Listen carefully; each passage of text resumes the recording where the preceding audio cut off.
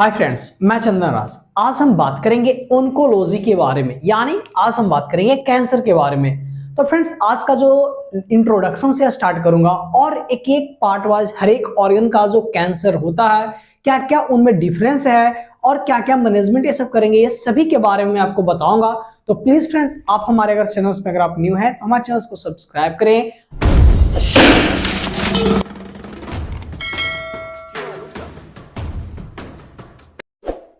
तो चलिए स्टार्ट करता हूं कि ओंकोलॉजी है, यह ग्रीक वर्ड से लिया गया है। मोस्टली जो वर्ड होते हैं या तो ग्रीक वर्ड होता है या फिर लैटिन वर्ड से लिया जाता है। तो जो ओंकोलॉजी वर्ड है यह ग्रीक वर्ड से लिया गया है। यह दो वर्ड मिलकर बना हुआ है, एक ओंको और दूसरा लॉजी। ओंको का मतलब होता है ट्यूमर एंड लॉजी का मतलब क्या होता है, स्टडी। तो इसको अगर हम डिफिनीशन के तौर में एग्जाम में अगर आएगा तो हम कैसे लिखेंगे, तो बात करते हैं डिफिनीशन के बारे में। तो डिफिनीशन में क्या लिखेंगे कि it is the medical science in which we deals about the neoplasm. जब हम नियोप्लाज्म के बारे में डील करते हैं, बताते हैं या फिर स्टडी करते हैं उसके बारे में नॉलेज को, तो उसको हम लोग क्या बोलते हैं, ओंकोलॉजी बोलते हैं। अब बात करते हैं कि नियोप्लाज्म कहते हैं कि इसको मतलब नियोप्लाज्म को हम लोग क्या बोलते हैं, ट्यूमर बोलते हैं। अब जानेंगे कि ट्यूमर होता क्या है। तो ट्यूमर को बोला गया, नियोप्लाज्म को बोला गया कि it is defined as abnormal mass of tissues. जब कोई भी टिश्यूज में क्या चीज हो, एबनॉर्मेलिटी आ जाए, ग्रोथ उसका बढ़ जाए, तो उसी को हम लोग क्या बोलते हैं, नियोप्लाज्म बोलते हैं। नियोप्लाज्म यानी ट्यूमर। फिर या फिर उसको अदर वे से बोल सकते हैं कि the growth with exceed with uncoordinated with that of normal tissues. बोला गया कि जो टिश्यूज का जो ग्रोथ है उससे अनकोऑर्डिनेटेड, जैसे एक वे में इस तरह से मानो कि इस तरह से जो टिश्यूज है इस तरह से ग्रो कर रहा है, लेकिन यहाँ पे अनकोऑर्डिनेटेड, एक ऐसे ग्रो कर रहा है एक ऐसे ग्रो कर रहा है, मतलब कोई भी एक दूसरे में कोऑर्डिनेशन नहीं हो, अनकंट्रोल्ड ग्रोथ हो, उसी को हम लोग क्या बोलते हैं, नियोप्लाज्म बोलते हैं या फिर ट्यूमर कहते हैं। फिर बात कर सकते हैं the growth persist even after removal of stimulus. Stimulus किसे बोलते हैं कि जो ग्रोथ करने में, टिश्यूज को बढ़ने, डेवलपमेंट करने में हेल्प करता है। तो अगर हम उसको भी अगर हम रिमूव कर देते हैं तब भी अगर क्या होता है, that is called neoplasm is regarded as the tumour.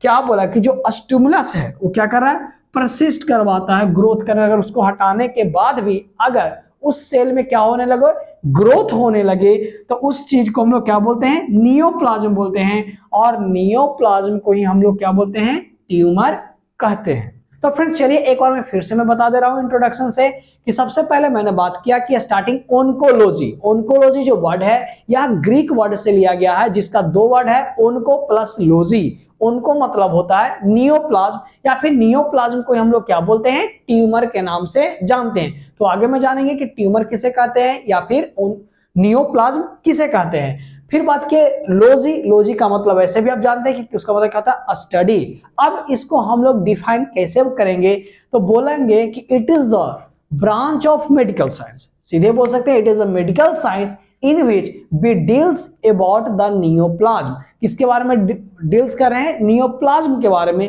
या फिर आप यहाँ पे डायरेक्ट ट्यूमर भी आप लिख सकते हैं।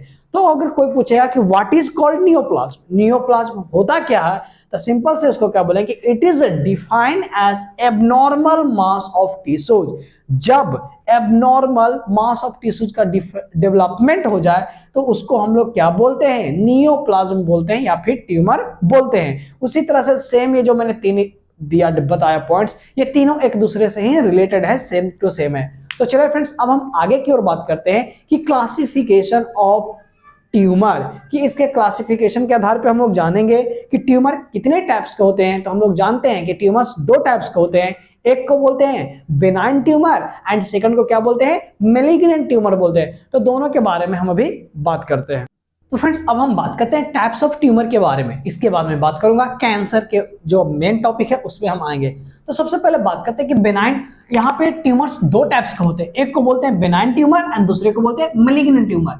अब दोनों में डिफरेंसेस क्या है इसके बारे में हम आपको पॉइंट वाइज से बता देते हैं। इसको हम लोग बेनाइन ट्यूमर को हम लोग क्या बोलते हैं, हार्मलेस ग्रोथ बोलते हैं। किसका जो ग्रोथ है वो हार्मलेस होता है, उतना हानि नहीं पहुंचाता है, जबकि यह क्या होता है, मेटास्टेटिस। मेटास्टेटिस कहने का मतलब कि यह ग्रोथ स्प्रेड नहीं करता है। मेटास्टेटिस कहने का मतलब यह स्प्रेड नहीं करता है, और ये कैसा फॉर्म रहता है, कैप्सुलेटेड फॉर्म में होता है। इस तरह से होता है कैप्सुलेटेड फॉर्म में। तो इसके बारे में आगे बताऊंगा और क्वेश्चन भी पूछूंगा।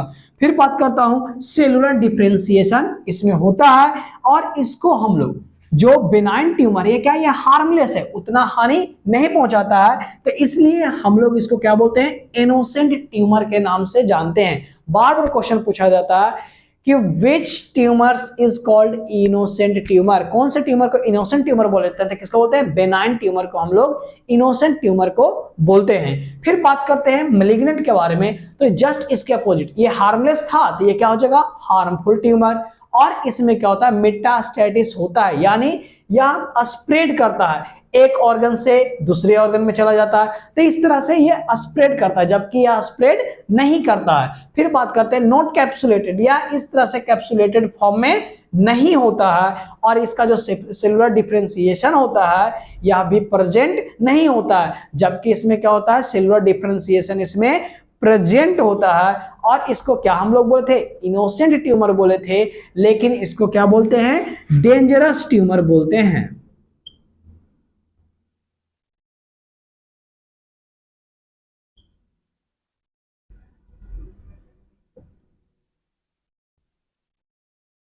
तो फ्रेंड्स यहां तक तो कोई दिक्कत नहीं हुआ कि टाइप्स में कि दो प्रकार के ट्यूमर होते हैं, एक को बोलते हैं बेनाइन ट्यूमर, दूसरे को बोलते हैं मैलिग्नेंट ट्यूमर। बेनाइन ट्यूमर को हम लोग हार्मलेस ट्यूमर बोलते हैं, इसमें मेटास्टेटिस नहीं होता है, और यह सेल डिफरेंशिएशन होता है, ये कैप्सुलेटेड फॉर्म में होते हैं, और इसको हम लोग इनोसेंट ट्यूमर के नाम से जानते हैं। बस उसी तरह से बात करते हैं मैलिग्नेंट के बारे में, तो मैलिग्नेंट को हम लोग हार्मफुल ट्यूमर, मेटास्टेटिस इसमें होता है, और यह कैप्सुलेटेड फॉर्म में नहीं होता है, और इसमें सेलुलर डिफरेंशिएशन भी प्रेजेंट नहीं होते हैं, और ये क्या बोलते हैं, इसको हम लोग डेंजरस ट्यूमर के नाम से जानते हैं। अब फ्रेंड्स बात करते हैं कैंसर के बारे में। जो कैंसर है वो वर्ड कहां से आया, किससे डिराइव किया गया, तो क्रैब, क्रैब कहने का मतलब क्या होता है, केकड़ा जो देखें उसको लिया गया है, और उसी से डिफाइन किया गया है, किसको, कैंसर को डिफाइन किया गया है। तो फ्रेंड्स यहाँ पर बात करते हैं कैंसर के बारे में। तो कैंसर जो वर्ड है ये कहां से लिया गया है, डिराइव किया गया है, लैटिन वर्ड से लिया गया है, जो वो वर्ड क्या है, क्रैब। क्रैब कहने का मतलब क्या होता है, आप केकड़ा नाम सुने होंगे, जो क्या रहता है, इस तरह से होता है, उसके क्या होते हैं, 8 पैर होते हैं। तो यहां से क्यों लिया गया, क्योंकि इसका कोई भी डायरेक्शन नहीं होता है कि ये आगे रुके बढ़ेगा या फिर पीछे रुके बढ़ेगा, या इस साइड से बढ़ेगा या इस साइड से बढ़ेगा। तो जो ट्यूमर कैंसर देख रहे थे, कैंसर में क्या होता है कि कोई भी सेल का जो ग्रोथ एबनॉर्मलिटी, ये पता नहीं चलता है कि इधर से ग्रो करेगा या इधर से ग्रो, किसी भी साइड से एबनॉर्मल ग्रो कर जाता है। तो इसी को देखकर क्या लिया गया कि क्रैब वर्ड को सिलेक्ट किया गया, किसके लिए, कैंसर के लिए। तो यहां पे बोला गया कि crab moves in all direction, जो मैंने बोला अभी, similar cancer spread in all direction, उसी तरह से कैंसर है जो स्प्रेड करता है ऑल डायरेक्शन में। यूजुअली है किसके लिए हम लोग यूज करते हैं, मैलिग्नेंट ट्यूमर के लिए यूज करते हैं। तो अब हम बात करते हैं कि जो कैंसर समझने के पहले आपको जानना पड़ेगा सेल ग्रोथ यानी सेल साइकिल के बारे में। तो सबसे पहले हम लोग जानते हैं कि जो सेल साइकिल है वो 2 फेज में होते हैं, एक को बोलते हैं M1 फेज एंड सेकंड को बोलते हैं इंट्राफेज। इंट्राफेज के अंदर में डिफरेंट आता है। तो सबसे पहले बात करते हैं कि M फेज को हम लोग क्या बोलते हैं, माइटोसिस बोलते हैं। तो माइटोसिस ये क्या करता है, यहाँ पे सेल जो डिवीजन है वो मात्र कितना होता है, 10% ही होता है। M फेज में जो भी सेल है उसका डिवीजन कितना होता है, 10% होता है। और जब इंट्रा फेज में आते हैं तो इसमें डिफरेंट होता है, G0 फेज होता है, G1 फेज होता है एंड G2 फेज होता है। तो G1 फेज को हम लोग सिंथेसिस फेज बोलते हैं। यहाँ पे क्या होता है, प्रोटीन का जो सेल है वहां पे क्या होता है, ग्रोथ होता है, मल्टीप्लीकेशन होता है, सेल यहाँ पे डिवीजन होता है। तो यहाँ जो मेनली सेल डिवीजन कहाँ होता है, इंट्रा फेज में 90% होता है, जबकि जो M फेज देख रहे थे उसमें कितना हो रहा है, 10% ही हो रहा है। तो जो नॉर्मली जो सेल होता है उसमें ग्रोथ, जो प्रोटीन सेल का जो ग्रोथ होता है, प्रोटीन सिंथेसिस होता है, वो कितना होता है 10% एम फेज में होता है, और बाकी के जो 90% है वो कहां होता है, इंट्रा फेज में होता है। लेकिन इन कैंसर, कैंसर के केस में क्या होता है कि जो आप एम फेज देख रहे हैं ना, यहीं पर ही क्या हो जाता है 90% प्रोटीन सिंथेसिस जो सेल है उसका ग्रोथ का क्या होता है 90% यहीं पे हो जाता है। यानी क्या होता है कि यहां पे जो सेल है वो तो मल्टीप्लीकेशन तो कर गया, लेकिन यह सही से अब ग्रो नहीं कर पाता है एक वे में, जिसके कारण से क्या होता है एबनॉर्मल ग्रोथ हो जाते हैं। और जो इंट्राफेज है इसमें क्या होता है 10% होता है। जस्ट नॉर्मल से अपोजिट क्या होता है, जो कैंसरस सेल होता है उसमें क्या होता है कि जो प्रोटीन का सिंथेसिस, जो सेल का जो डिवीजन आकर्ष होता है वो किसमें हो जाता है, इस जो M1 फेज है इसमें 10% होता है नॉर्मल सेल में, जबकि इंट्राफेज में 90% होता है, क्योंकि यहां पर प्रोटीन का सिंथेसिस होता है G1 फेज में।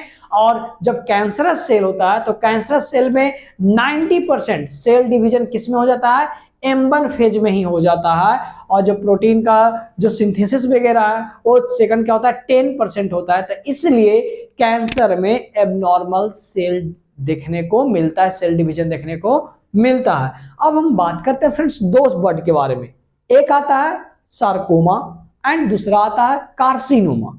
जानेंगे कि सार्कोमा किसे बोलते हैं और कार्सिनोमा किसे कहते हैं, और दोनों में कौन मोस्ट डेंजरस होता है और कौन लेस डेंजरस होता है। तो फ्रेंड्स यहां तक तो आपको दिक्कत नहीं हुआ होगा। जो कैंसर वर्ड है या लैटिन वर्ड से लिया गया जिसका मतलब क्रैब होता है, यानी वह एनी डायरेक्शन में, सभी डायरेक्शन में मूव करते हैं। बात की सेकंड के बारे में, किसके जानने से पहले हम लोग को सेल ग्रोथ यानी सेल साइकिल के बारे में जानना पड़ेगा।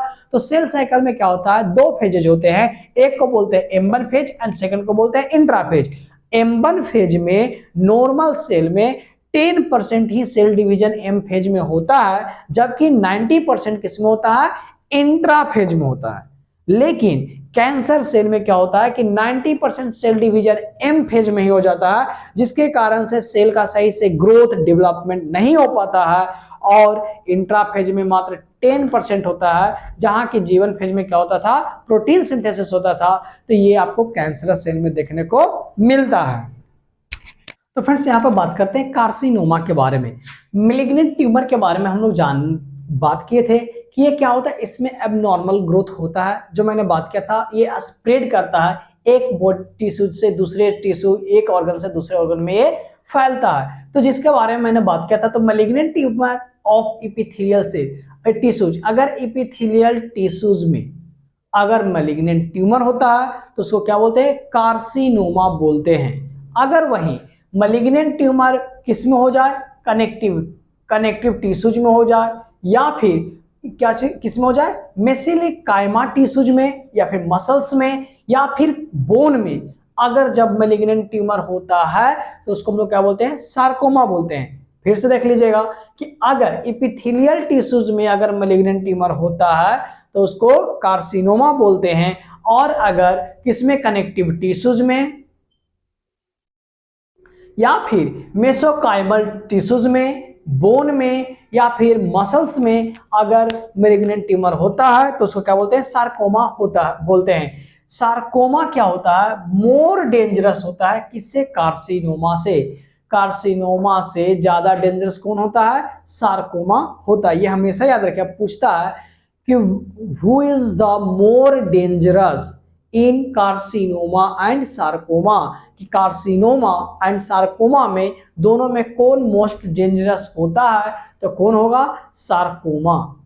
ठीक, अब हम नेक्स्ट बात करते हैं टर्मिनोलॉजी में हाइपरट्रोफी, कि हाइपरट्रोफी किसे बोलते हैं, कि जब भी increase in size and shape after full development, अगर कोई टिश्यूज है इसका क्या हो गया, ग्रोथ पूरी तरह से डेवलपमेंट हो गया, अब इसके शेप और साइज में क्या हो, इंक्रीजमेंट हो, तब इसको हम लोग क्या बोलते हैं, हाइपरट्रोफी बोलते हैं। बोला गया अगर फुल डेवलपमेंट हो जाए कोई भी टिश्यूज का, सेल का, उसके बाद अगर उसमें कोई भी शेप और साइज में इंक्रीजमेंट देखने को मिलता है उसको हाइपरट्रोफी बोलते हैं। सेकंड बात करते हैं हाइपरप्लेजिया के बारे में कि increase in number of normal cell in normal arrangement. क्या बोला गया कि अगर अरेंजमेंट में नॉर्मल से अगर सेल का क्या हो संख्या नंबर है वो इंक्रीज करने लगे तो उसको हम लोग क्या बोलते हैं, हाइपरप्लेसिया बोलते हैं। अगर सेल का नंबर नॉर्मल से इंक्रीज कर रहा है तो उसको हाइपरप्लेसिया बोलते हैं। और हाइपरट्रोफी कि जब शेप और साइज में अगर इंक्रीजमेंट होता है नॉर्मल डेवलपमेंट फुल्ली डेवलप हो जाने के बाद में तो उसको हम क्या बोलते हैं, हाइपरट्रोफी बोलते हैं। लास्ट पॉइंट बात करते हैं एट्रोफी के बारे में कि decrease in shape and size of cell full development. बोला गया कि जब शेप और साइज है जो सेल का उसमें अगर डिक्रीजमेंट देखने को मिले क्या चीज में, फुल डेवलपमेंट के बाद तो उसको एट्रोफी बोलते हैं। और अगर शेप और साइज में इंक्रीजमेंट देखने को मिलता है डेवलपमेंट के बाद तो उसको हाइपरट्रोफी बोलते हैं। तो फ्रेंड्स इस तरह से मैंने बात किया कैंसर के कुछ वर्ड्स के बारे में और इसके जो इंट्रोडक्शन थे वो सभी के बारे में मैंने बात किया। अब मैं सेकंड जब बात करूंगा तो कोई भी ऑर्गन का अब हम स्टार्ट करेंगे, ऑर्गन वाइज जो कैंसर होते हैं हर एक पार्ट का वो सभी के बारे में बात करूंगा। तो प्लीज फ्रेंड्स आप हमारे अगर चैनल में अगर आप न्यू हैं, अगर पसंद आया हो वीडियो तो प्लीज लाइक करें, सब्सक्राइब करें और इसे ज्यादा से ज्यादा शेयर करें।